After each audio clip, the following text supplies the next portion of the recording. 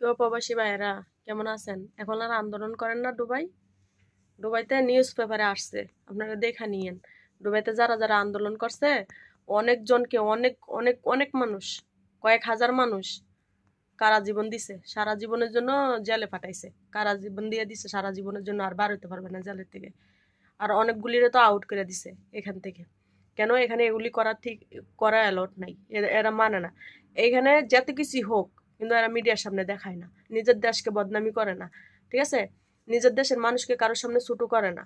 কিন্তু আপনারা দেশের মধ্যে আন্দোলন চলতেছে, ছাত্রছাত্রীরা ওগুলি কোটার জন্য করতেছে, ওটা সরকারে বুঝে নিবে, ঠিক আছে? সরকার এটা মানছে, সরকারি বলছে আমাকে একটু সময় দেন। হ্যাঁ, সময় চাইছে। হ্যাঁ, সবকিছু ঠিক হয়ে যাবে, সবকিছু সরকারি করে দিবে বলছে। কিন্তু তারপরও আপনারা বিদেশে প্রবাসীরা শুরু করে দিছেন ওদের সাথে হাত মিলাই, আপনাদের নিজেদের ক্ষতি হবে জানেন। যেখানে সার্কি করেন ওখান থেকে আপনাদের লিজে উঠে যাবে।